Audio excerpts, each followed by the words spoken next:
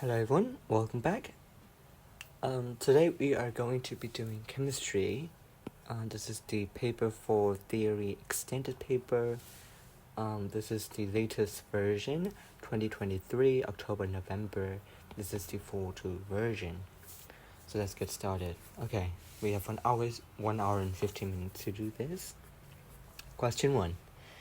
Table 1.1 gives the electronics configuration of some atoms and ions A to G.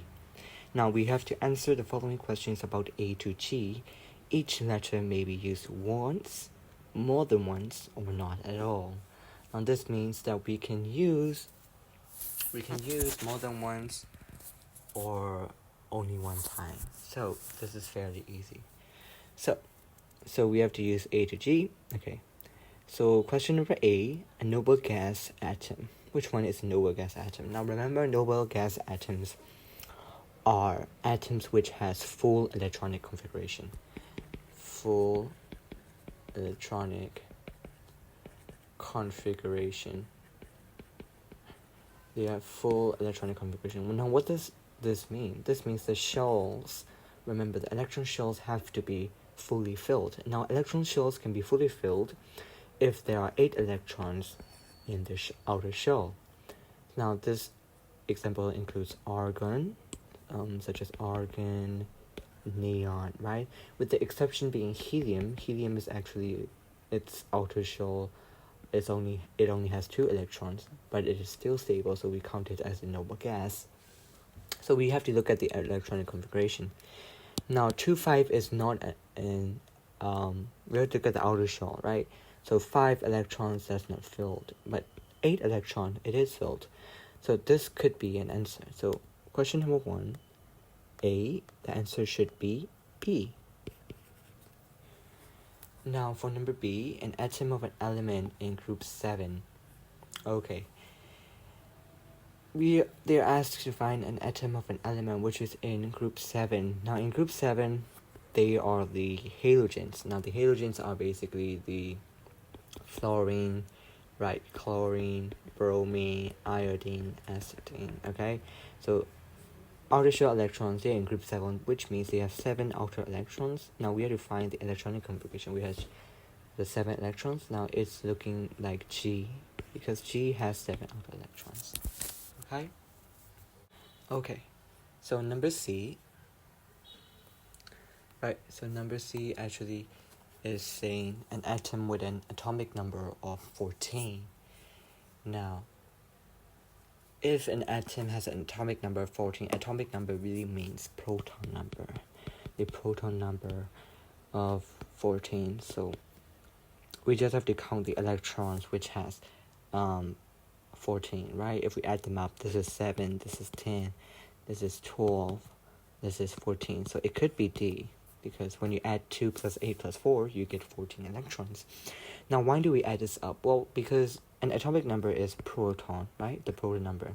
Remember, it is an atom. So in an atom is electrically neutral, which means that they have no overall charge. So the number of protons has to be equal to the number of electrons. This is why we add it. So for number C, the answer is D. For atoms from the same group, if atoms are in the same group, they have to have the same outer electron shell.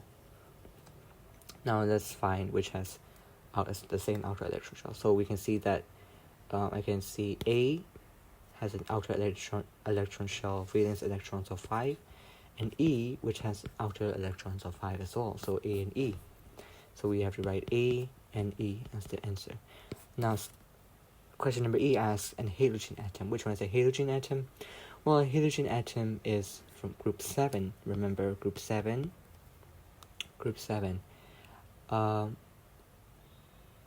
In group 7, so this is going to be G. Now I just noticed that I made a mistake here. For number B is actually, I misread this as 7 outer electrons. This is actually group 6. Now you have to know how to read in Roman numeral numbers as well. So this is actually 6. So sorry about that. So this is in group 6. Now in group 6, you have to know that there are 6 outer electrons.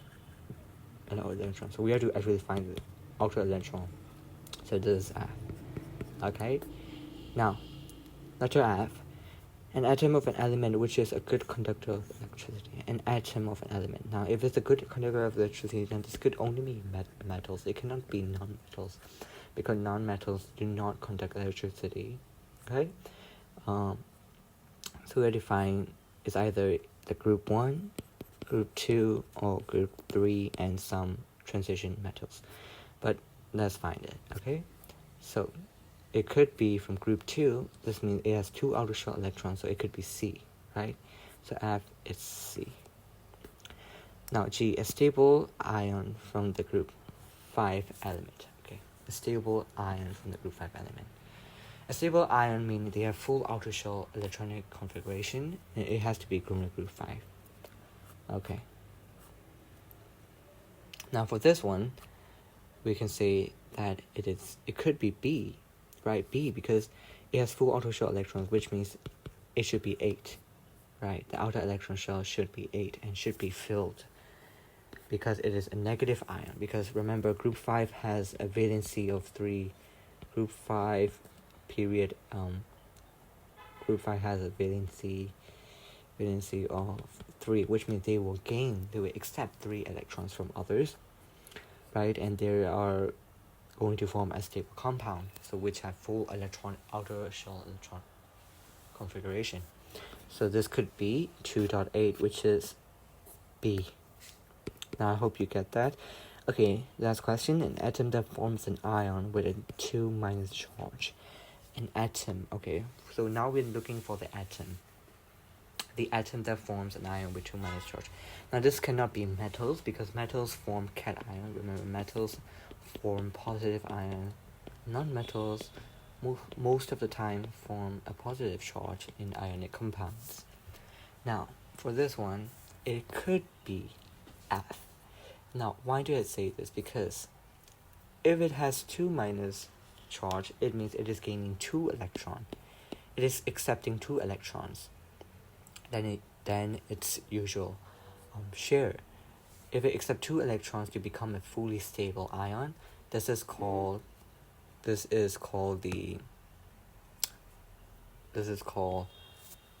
right, it is F, because 2.8.6, if it accepts 2 electrons, it's going to become 2.8.8, which is a fully stable structure.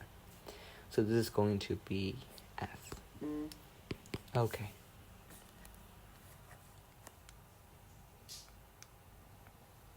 Okay, moving on.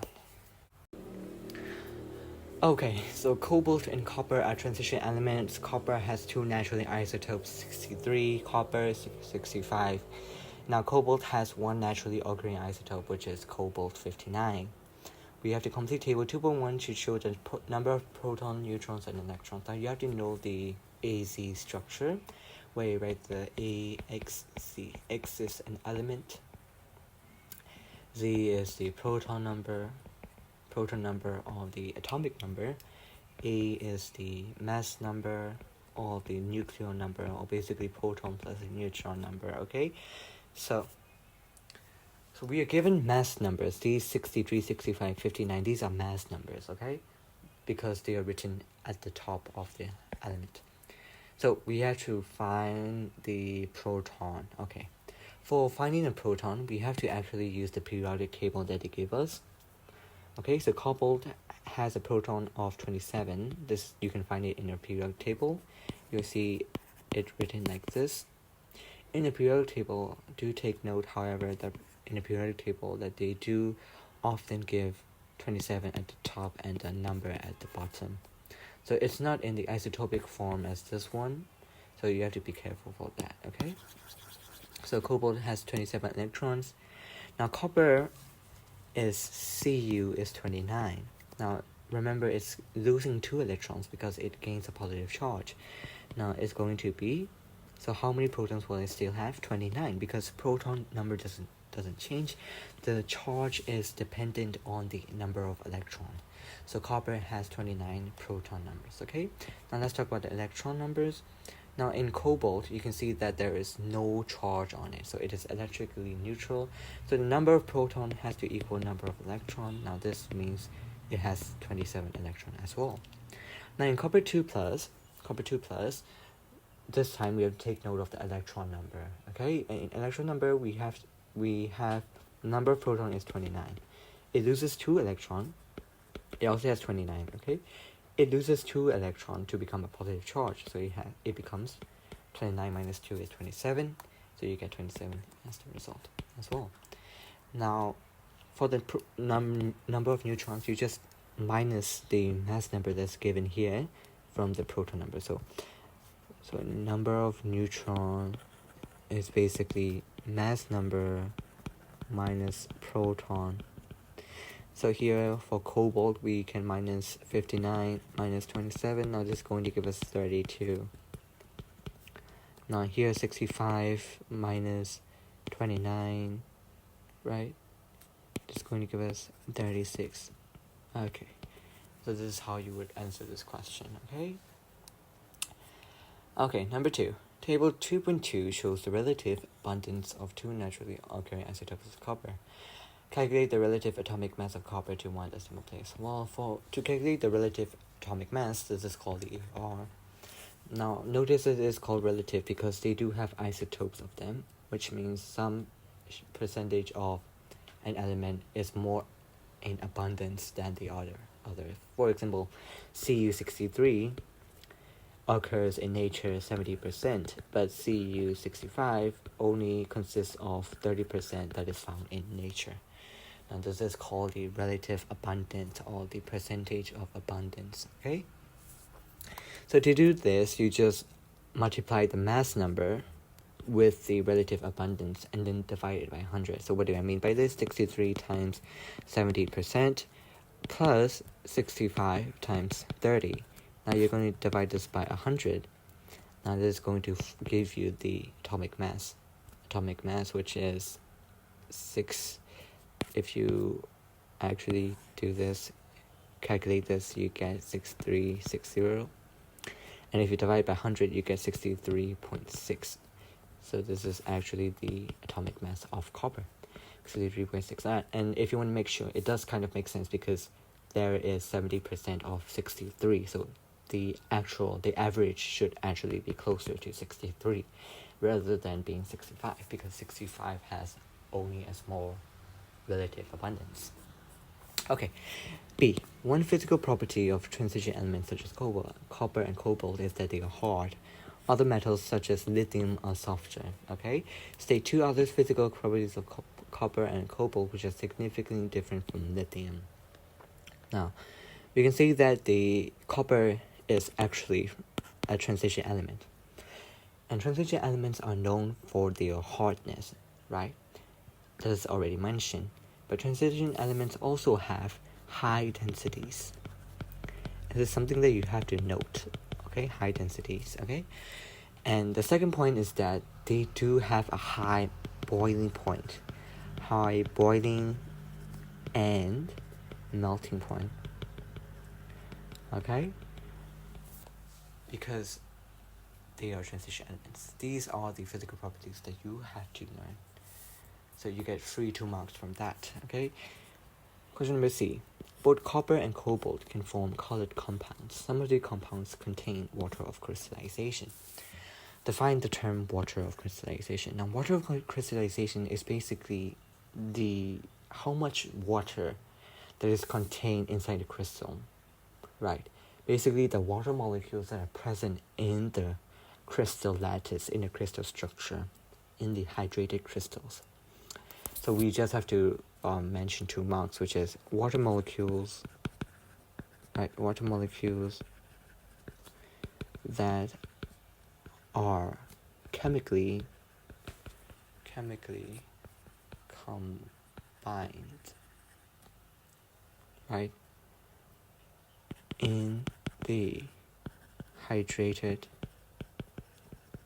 crystals. Now this is what you have to mention: water molecules that are chemically combined in the hydrated crystal lattice structure, right?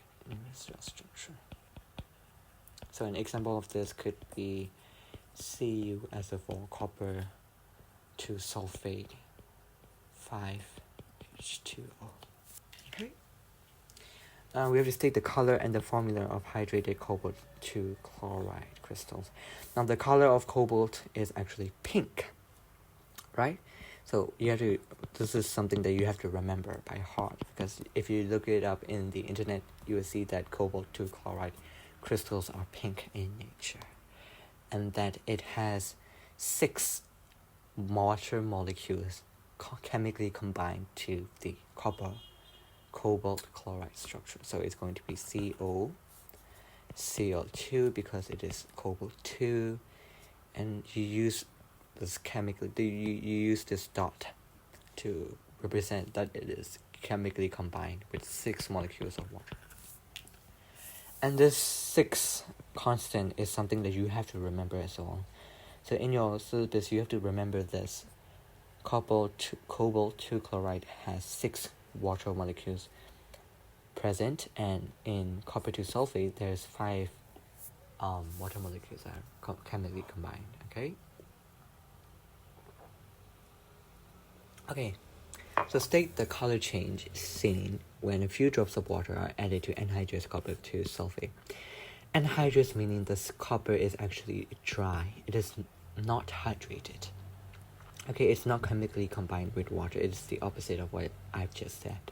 So in anhydrous copper 2 sulfate, the color is white because there is no water. But it changes from anhydrous to hydrated, and the color of copper 2 sulfate then is blue. This is something that you have to know as well. So this is free 2 marks. State how this color change can be reversed. If you want to reverse water, what do you do when you want to get rid of water? Well, you just boil it, right? You boil it or you evaporate it. You basically heat the hydrated crystal, right? Basically the copper 2 sulfate crystal. If you heat it, water molecules will be eliminated, right? So there's 14 marks that you're getting. Okay. Question 3. Iron is manufactured in a blast furnace. 3 of the starting materials are added to the blast furnace are coke, iron ore, and limestone. Name the other starting material added to the blast furnace. You add coke, you add the iron ore, you add the limestone. Now coke is basically carbon, right? You're adding carbon. And iron ore is basically Fe2O3. You're adding in iron 3 oxide. And limestone is basically calcium carbonate. And you're adding this to actually lower the acidity, trying to get rid of impurities in the blast furnace, okay?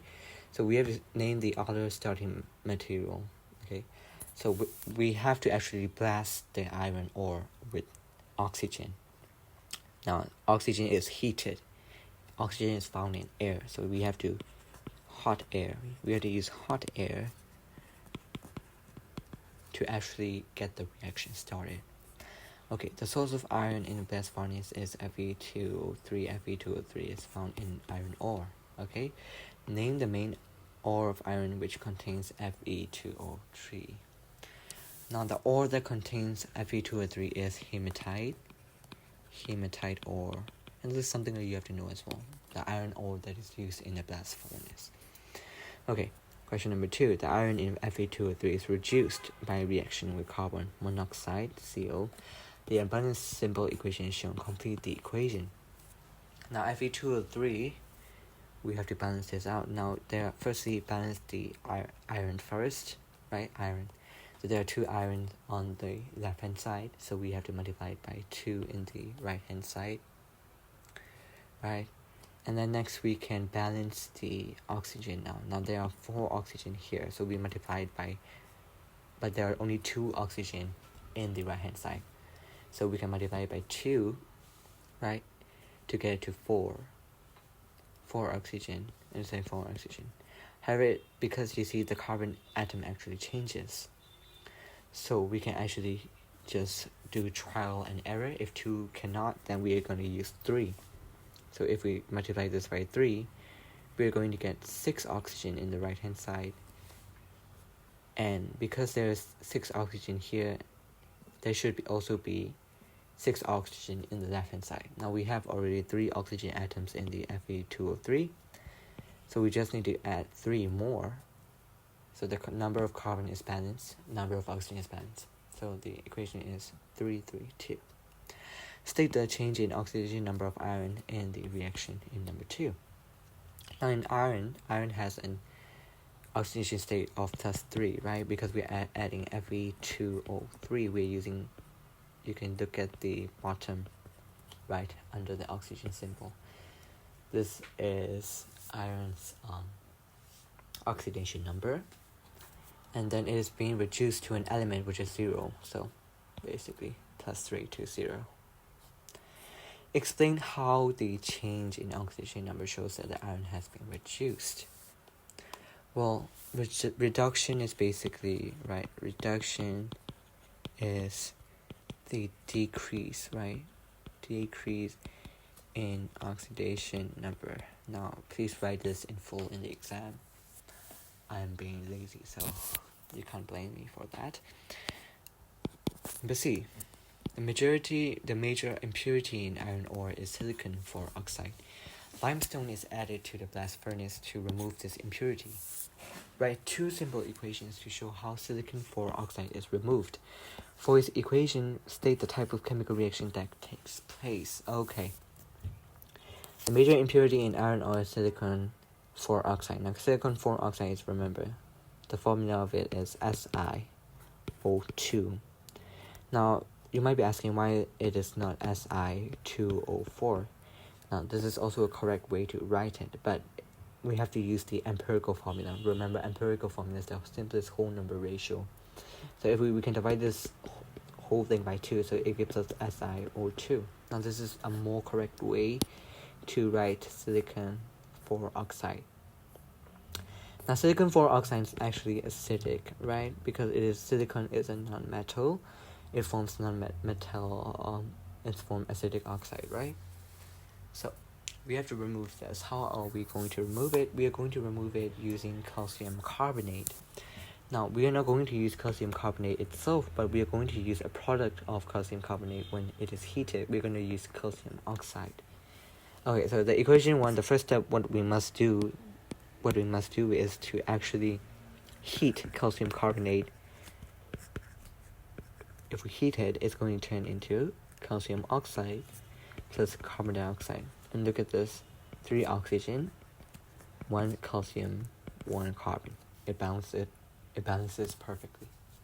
Now, the type of chemical reaction is actually thermal decomposition, because we're using heat to decompose the carbonate into its respective compounds, right? Thermal decomposition, right?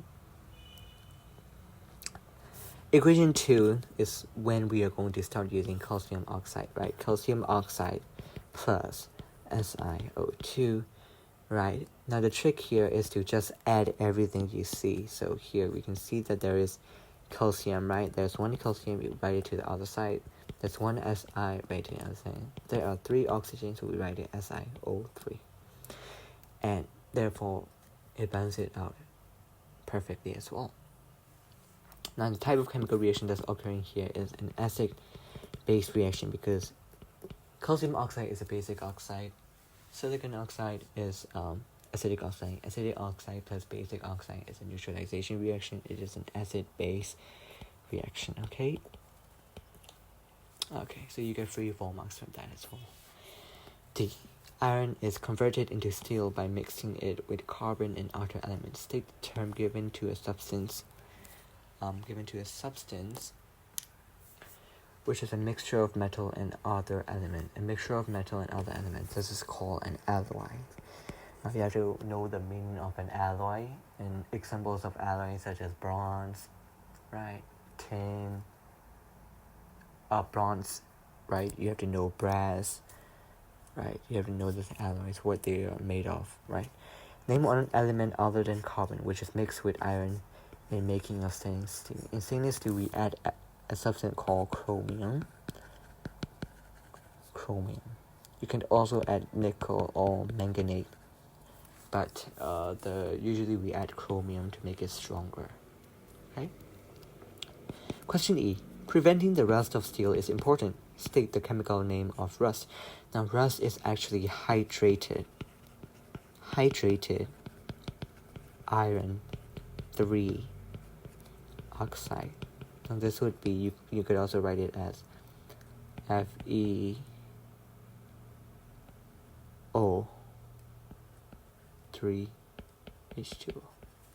Basically, hydrated iron 3 oxide.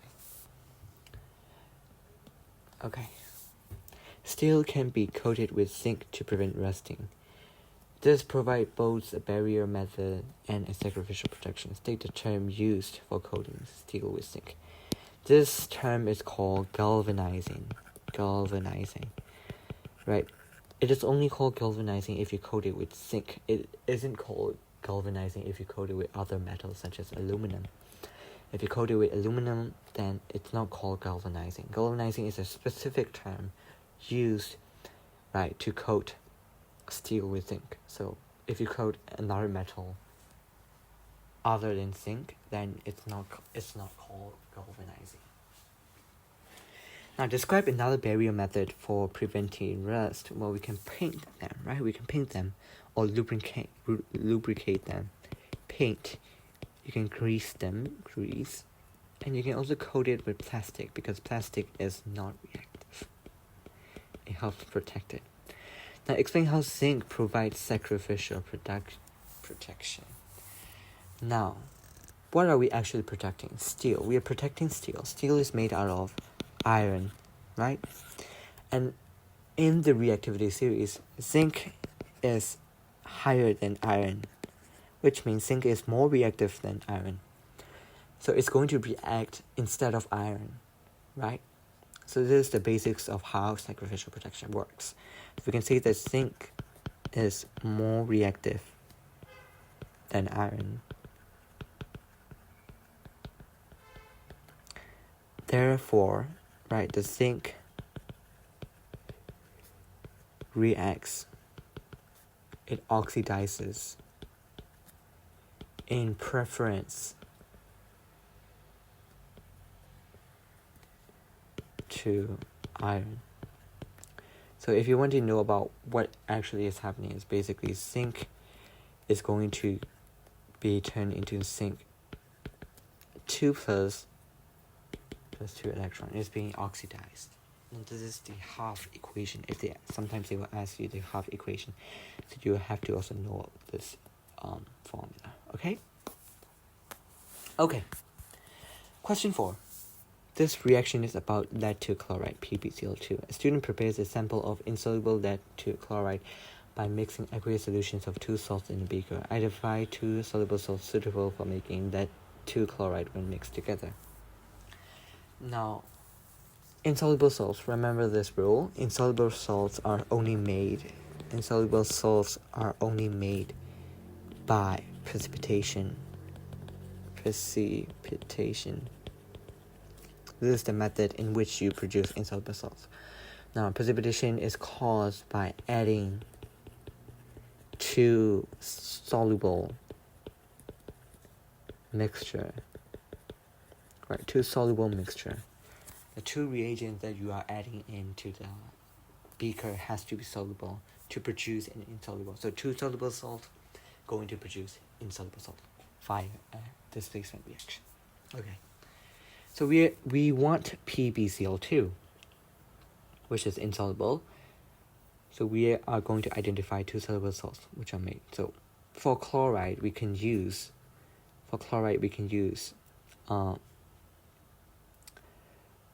sodium chloride, right? Because sodium group 1 metal, all chlorides are soluble except lead, right? Except lead 2 chloride and silver chloride. And those are the solubility rules that you have to actually remember as well. So I suggest you actually learning about the solubility rules, right? So we can use sodium chloride as one of our reagents to get the chloride ion. And to get the lead ion, we can use Pb nitrate. We can use nitrate. because all nitrates are soluble, so it is better to use. You could use others such as other variable ones, but the easiest one is to use a nitrate because all nitrates are soluble. So if we actually react them, it's going to form sodium nitrate and the insoluble salt PbCl2, which is lead 2 chloride.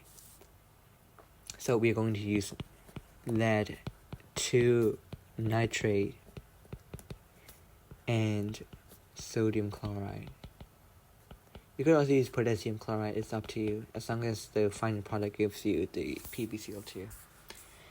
Okay, write the ionic equation for the formation of lead 2 chloride by mixing aqueous solution, including state symbols. Okay,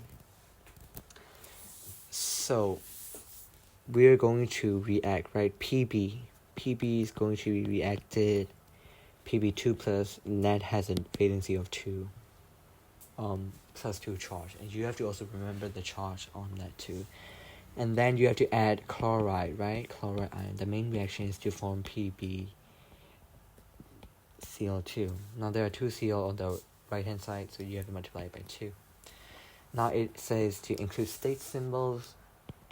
Ions can only be aqueous. They are only present in aqueous solution or molten solution. And PbCl2 is a solid. So you get 3 marks from just writing that equation, which is really insane. Finally, list the steps the student should take in preparing a pure sample of lead 2 chloride from the mixture in the beaker.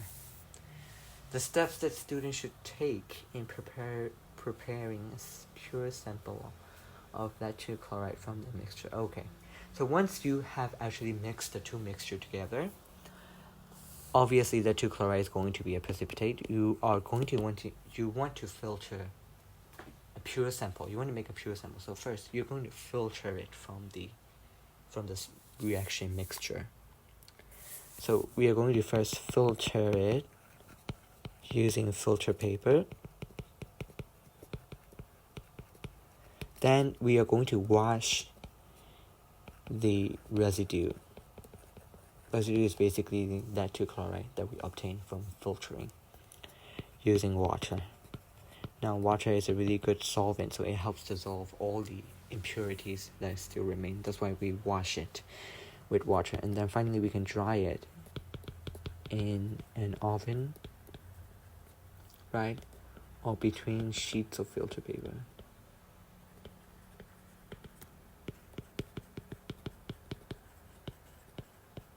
It works anyway, right? So there's 3 marks for free as well. Question B. The student carry out an electrolysis experiment on molten lead 2 chloride using the apparatus shown in figure 4.1. Chlorine gas forms at the anode and escapes from the apparatus. Explain why lead 2 chloride needs to be molten before it will conduct electricity. Well, because lead 2 chloride is actually an ionic compound, right? It's an ionic compound. Lead is the metal, chloride is a non-metal. When you mix metal and non-metal together, they form an ionic compound, each with their respective charges. But an ionic compound, it is solid at room temperature, and therefore they don't have any electrons, right? Any charges yet. Only when you dissolve it, or when you melt them, in molten form, they release their ions into the solution. And therefore, because in molten, the electrons are delocalized, the electrons are free to move. I'm sorry, not the electrons, the ions, right? The ions are free to move. Now we use a specific term for that. This is called the ions are mobile.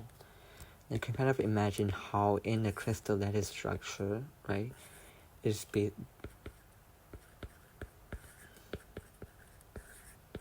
right?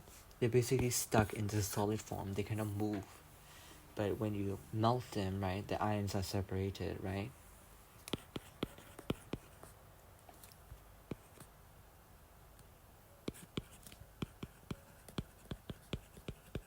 Right, they separate them in molten form, right? Right, the ionic half equation occurring at the anode. Now the anode is actually the positive electrode, and the cathode is the negative electrode. So what is happening in the positive electrode? In the positive electrode, right, always remember anion. Anions will go to anode. Anions will go to anode, so it's not going to be Pb that's going to be attracted. It's going to be chloride, which is an anion. It's a negative ion that's attracted to the positive electrode. So basically chloride ions, right, they're going to be discharged. You're going to, right, at anode, remember anox, cat red. At cathode, there is reduction. At anode, there is oxidation. Oxidation means loss of electron. So you're going to form CO2 plus electron. Because CO occurs in a diatomic molecule, you have to multiply it by 2 as well. And it's going to release 2 electrons. And this is the 2 marks. State the test for chlorine gas. Now, chlorine gas is actually acidic. So the test we are going to use is litmus paper, and that litmus paper has to be blue. So the color turns from blue to red because it is acidic, and then it bleaches it white. We are going to use litmus paper, right? So basically the full observation would be blue to red, and then it will become white. It becomes slightly red at first because chlorine is an acidic gas, okay? But the main point they want you to say is it bleaches it white, right? Because chlorine has bleaching properties, so that's why it is used in bleach, right? Describe what is observed at the cathode. At the cathode, right, Pb2 plus is going to be discharged, so Pb metal is going to form. So precipitate, right? Lead is actually a gray solid. A gray solid is going to form gray solid precipitate at the cathode. Okay? Okay, question number 5. Chemical reactions can involve transfer of thermal energy. State the term used for transfer of thermal energy during a reaction. This is called the enthalpy change. And enthalpy change is basically a very fancy way of saying energy change, right? Okay, tetrachloromethane gas, CCl4, reacts with steam as shown in the equation. The reaction is reversible. Forward reaction is exothermic. This means the backward reaction is endothermic. Always write these things down. Write the things that you note the things that you're given in the question, okay? It helps you to see the picture clearly. So state what happens, if anything, to the rate of forward reaction if the concentration of CCl4 is increased. So we're increasing the concentration of CCl4. If we increase the concentration of CCl4, the equilibrium will always shift it, right? The equilibrium will shift the concentration so that the equilibrium always opposes the change in condition reaction. So if you increase the concentration, the equilibrium is going to find a way to always decrease it. And if you decrease the concentration, the equilibrium is going to find a way to always increase it again until it reaches a constant rate. Okay? So how are we going to do? So let's actually look at the question. State what happens, if anything, to the rate of forward reaction if the concentration of CCl4 is increased. So for the rate, the rate is going to increase, right? The rate is going to increase. Why? Because remember the factors which affect rate of reaction. Concentration affects rate of reaction. Temperature affects rate of reaction. The surface area, right? Surface area to volume ratio affects this rate of reaction, right? And many more. Okay, so concentration will increase the rate of reaction. Why? This is because more CCl4 particles are present per unit volume.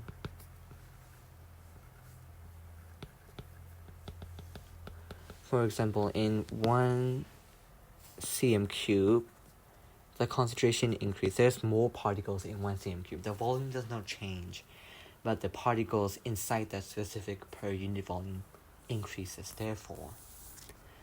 Therefore, thus, the frequency of effective collision between CCl4 and H2O increases. Okay, so we explained it in terms of collision theory, just like the question asked. Question 2. State what happens to the position of equilibrium, if anything, when the pressure is increased. Explain your answer. Well, when pressure is increased, right? Okay, we have to look at the number of moles. Okay, let's look at the number of moles. So there are 3 moles here. There are 3 moles on this side. And there are 5 moles to the side. And if pressure is increased, remember, pressure will always go from a high pressure, higher number of moles to lower number of moles.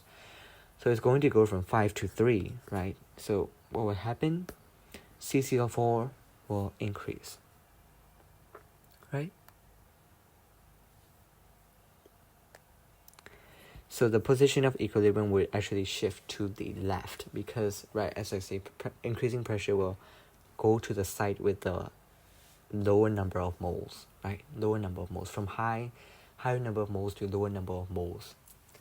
So from 5 moles to 3 moles, okay? Okay, so the position of equilibrium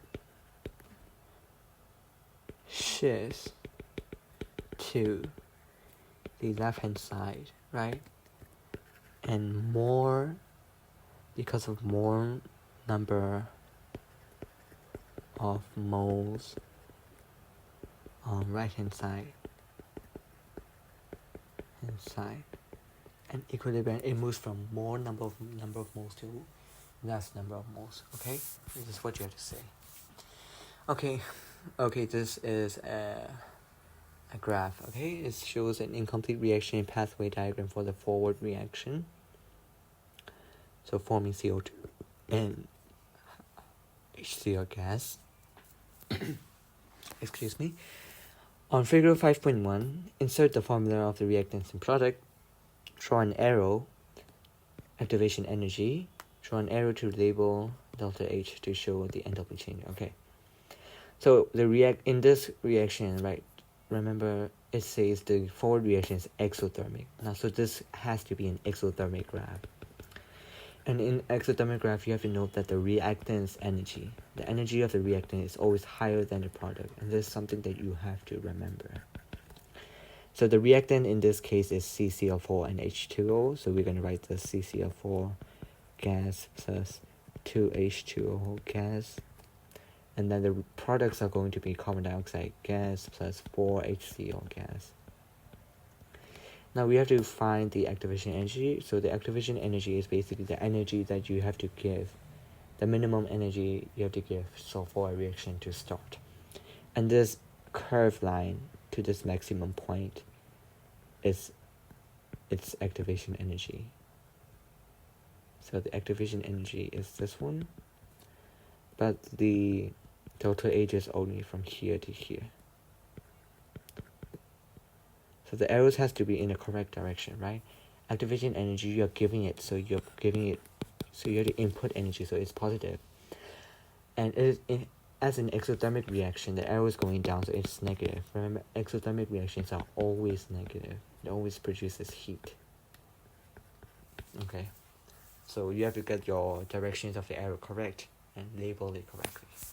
So this is for a free 3-mark question. So what is activation energy? Like I said, activation energy is defined as the minimum energy required by reacting particles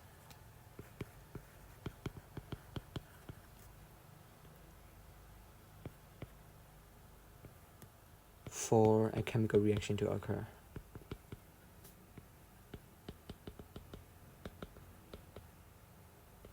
Okay. Number 5. State one way in which the activation energy of a reaction can be changed.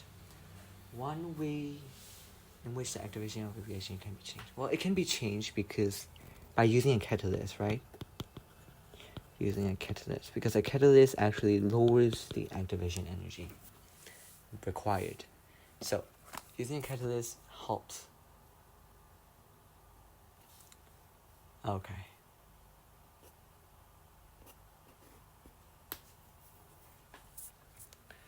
So this is an bond enthalpy question.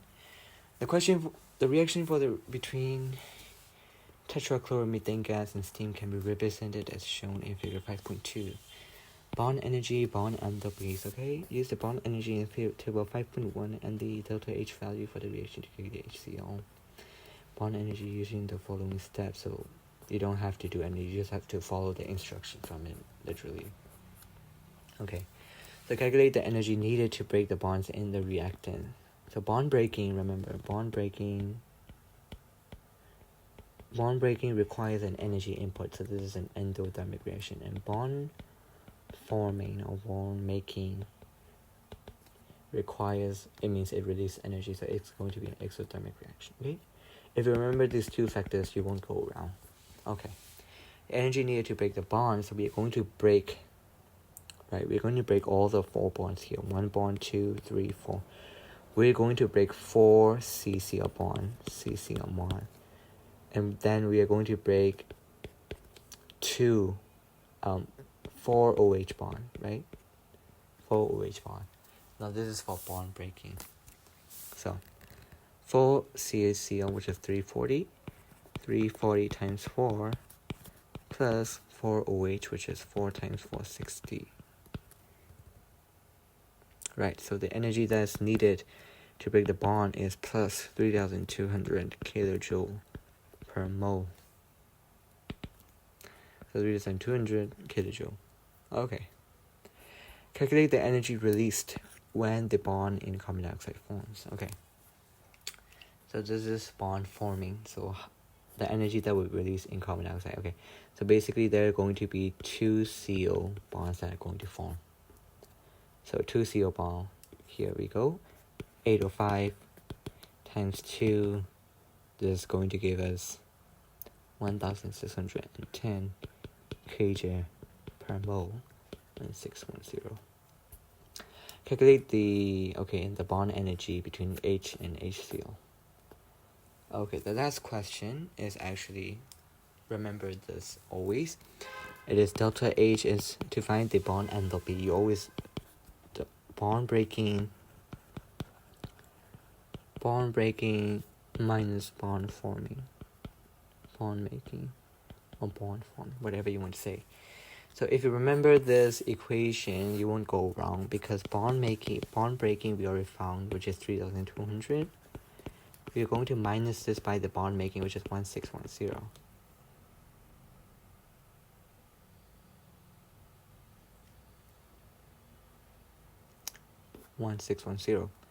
And the bond making here is that, remember, we found the bond making of carbon dioxide only. We haven't found the 4HCl yet.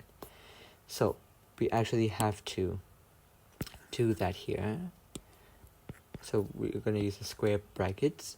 So it's going to be 1610, which is for the carbon dioxide. And there's going to be 4, right? How many bonds are we going to break?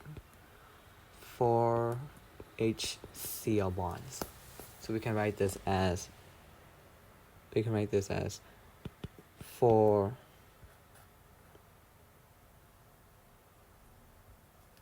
times HCl. Right, 4 HCl bond, the energy of the bond 4 HCl, okay? And did they give us any other information? They do, so I believe that, okay, I think they give it here. they don't. Okay, for this question, let me think of it again. 3,200, this is the bond breaking. Okay, bond making is this much. We don't know the delta H. This is what we don't know. Delta H. Okay, delta H they gave us, sorry. In the question here, you can see this. Okay, this is why you always have to look at it closely here. They gave us the delta H value. So we can use this delta H value, which is delta H is actually minus 130. Okay, so you just plug in the values and find, as if you're solving an equation in algebra, basically. So 130, right, equals 3,200 minus 1610 plus 4 HCl. Right. So we are going to move this to the other side, right? 130 minus 130 minus 3,200 going to be minus 1,610, right?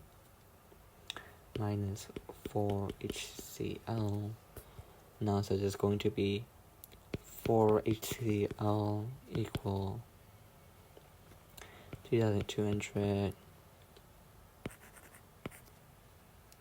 plus 130 minus 1610, right? So HCl is equal to this one, the answer that you got from above divided by 4. So this answer divided by 4 because we want to find the bond enthalpy of 1, okay? Okay, so the answer should give you this, if you solve this out, it should give you 1720 kg per mole. And if you divide this 1720 by 4, you're going to get 430 kg per mole. And this is the bond energy between H and Cl. So the answer is 430. Okay, so always make sure to look at the question properly because I didn't see this as well. So please note them down somewhere around here. So when you do the question, it's more easier, more convenient, saves time. Okay. Next question, question number 6. A homologous series is a family of organic compounds whose member has similar chemical properties. Give 2 characteristics that are the same for all members of the homologous series. Well, for members of the homologous series, you have to know that they contain same functional group. This is the first obvious feature of them. They contain same functional group. And second of all, they have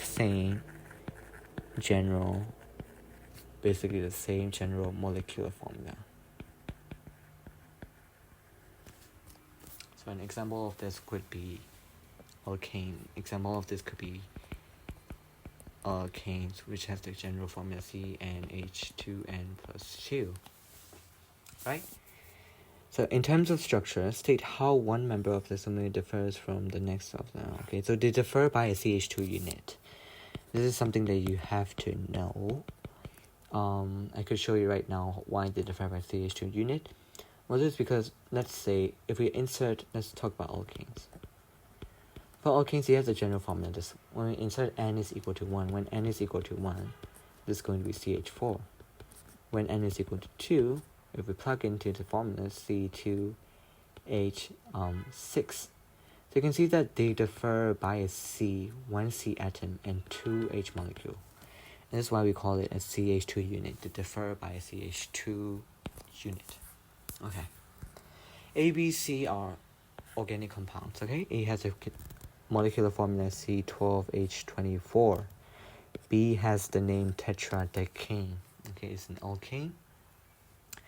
So C12H24, when I see this formula, I know that this is an alkene. Why? Because alkene has the formula CnH2n. It is the double of the carbon atom. So 12 times 2 is 24. A is an alkene. B is an tetradecane. It is an alkane. So C has 3 carbon atoms and it is in the homologous series with the general formula CnH2 and COH. Now this is a carboxylic acid group. So name the homologous series of which organic compound. Okay, I just named them. Okay, A is alkene, B is alkanes, C is carboxylic acids. My handwriting is really bad, so in the real exam, please try to write it as nice as possible. Be kind to your examiners, okay? Name C and draw its displayed formula. Okay, it has 3 carbon atoms, so we have to put N is equal to 3 in there. N is equal to 2 in there, sorry. Because this carboxylic acid, this COH, actually counts as one more carbon atom, so N is equal to 2. We have to put N is equal to 2. So if we put that N is equal to 2, C2H2 and C5COOH, so this is going to be the formula. This name is actually going to be, because there are 3 carbon atoms, it's going to be propanoic acid. Okay, propanoic acid. So propanoic acid, remember, it's 3 carbon atom, right? It has a COOH group, right? There's a CH3, CH2, COH. So, okay, try to make sure that there is a double bond in the COH, right? And make sure that each carbon atom forms 4 bonds because carbon has a valency of 4. Okay. Amino acids are homologous series where each member has a general structure shown in figure 6.1. The R side chain contains carbon and hydrogen atoms only. An amino acid has a relative molecular mass of 103. Thus, we are given the MR of this amino acid. Deduce the formula of R side chain in this amino acid. Show your working.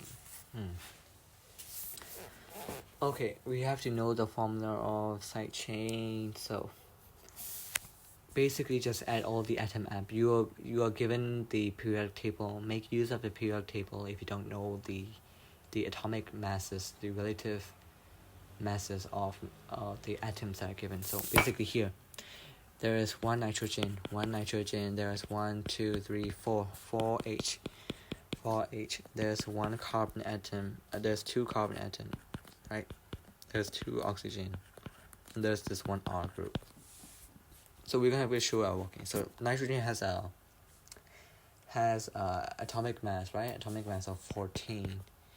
Hydrogen has atomic mass of 1, so 4 times 1 because there are 4. And then carbon has 12, so 2 times 12. Oxygen, each oxygen is 16, so 2 times 16 plus R group. And this has to be equal to 103. Okay, 103, it has to be equal to 103. So 14 plus 4 plus 24 plus 32 plus R is equal to 103. So this is going to be 28. Right, 28 plus 32, this is 60, so 60 plus 24 is 84. So R plus 84 is equal to 103, so R is equal to 103 minus 84. This is going to give us, I believe it's going to give us 29.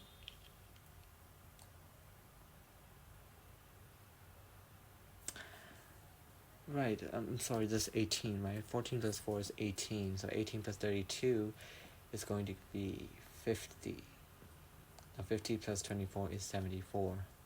So R plus 74, right, sorry, my bad. So 103, right? R plus 24, 103 minus 14, okay, it's going to give us 29.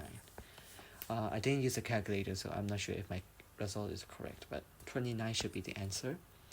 So the R group has a relative MR of 29. Now this side chain could be anything, but if we do a trial and error, it could be C2. So let's see, 1 carbon atom is 12, right? 1 hydrogen atom is 1. Now let's think about this. So if we take 2 carbon atoms, this gives us 24. And if we take 5 hydrogen atoms, it gives us 5. So 24 plus 5 is equal to 29. So the R group could only be C2H5. This is how you work this out, okay? C2H5. Now, next question. State the name given to the natural polyamides formed from amino acid monomers. Now, naturally, in natural, the polyamides that are formed are called amino acids, right? No, sorry, they're made from amino acid monomers, right? So amino acid monomers, when you polymerize them, they're going to form protein. So the answer is protein. Protein, right? So this is the answer. So we have finished the end of the question. If you have any questions, if any part that you don't understand, you can ask them in the comments down below. Yeah. So if you have any doubts, please do leave them in the comments below. I do want to help you as much as possible. This is the latest paper. So anyways, thank you for watching. Have a nice day. Bye.